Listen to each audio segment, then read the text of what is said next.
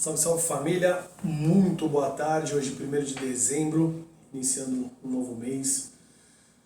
Ontem tivemos aquela audiência pública no Senado, onde tiveram a presença de diversas autoridades, incluindo o desembargador Sebastião Coelho, ex-desembargador, né, do Distrito Federal, ex-desembargador Ivan Sartori, do Tribunal de Justiça de São Paulo.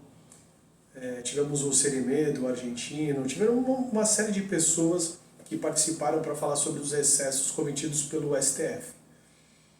O que mais chamou a atenção foi o posicionamento jurídico dos desembargadores, tanto o Ivan quanto o desembargador Sebastião Coelho, falando sobre o artigo 142 da Constituição Federal. E algo que chamou muito a atenção também foi a fala do desembargador Coelho, né? E ele mantendo aquilo que ele havia dito sobre a prisão de Alexandre de Moraes, que permanece cometendo crimes, ou seja, está em estado flagrancial. Muitos têm debochado e muitos têm dado risada, né? Feito chacota com todos esses que estão falando a respeito da democracia, mas é um momento fundamental da nossa história. Estamos vivendo um momento de atrocidade do judiciário, atrocidades atrás de atrocidades. Ontem, inclusive, também foi proposto o pacote de maldades, proposto, pasmem, por Renan Calheiros, no sentido de coibir aqueles que criticam políticos por supostamente serem antidemocráticos. Isso é um absurdo. Cada dia que passa vemos e presenciamos absurdos atrás de absurdos. Nesses últimos dias também foi proposta a PEC do rombo, né, no dia do Jogo do Brasil, inclusive. Então amanhã, como tem jogo, cuidado, pode acontecer algo de diferente.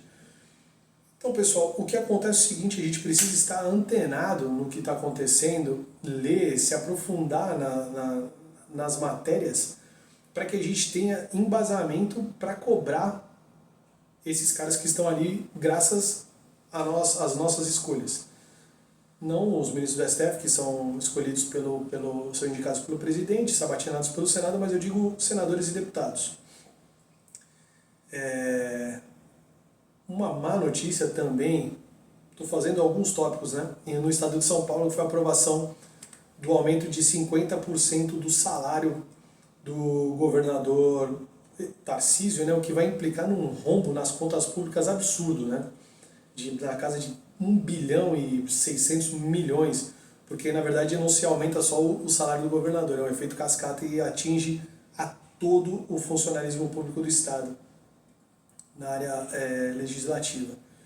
Então nós temos visto que, por mais que a população, alguns, em uma grande parte, em especial conservadores e de direita, tenham se manifestado contra esses excessos e abusos que estão sendo cometidos, nós vemos que algumas pessoas que são inclinadas à esquerda estão dando de ombros, só que elas serão atingidas por todas essas questões que estão ocorrendo, né? Por exemplo, a PEC do rombo, ela estoura o nosso orçamento em 200 bilhões e compromete o avanço da economia.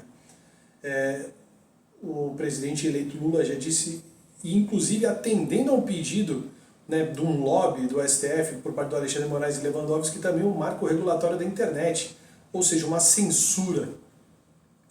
Diversas coisas estão acontecendo e cada vez mais é importante a participação popular, questionando, reclamando, mas principalmente se posicionando de modo organizado e coerente, sempre com base na legislação, pois ainda entendemos que a via democrática é a única via possível, né? É a única via menos traumática, vamos dizer assim, embora eu particularmente, até como advogado, eu já não acredito tanto nessa via democrática. Eu vejo que o STF esticou demais a corda e eu creio que ela está por um fio de arrebentar. Vamos acompanhar as cenas, né, os próximos desdobramentos, e posta aqui no teu comentário qual tema ou qual assunto específico você gostaria de debater, conhecer, ou que eu trouxesse esclarecimento, principalmente nessa questão legal, sob o ponto de vista da lei, para que a gente consiga ter um diálogo interessante e avançar cada vez mais com pautas que sejam possíveis, legais e democráticas. Um abraço a todos, fique com Deus.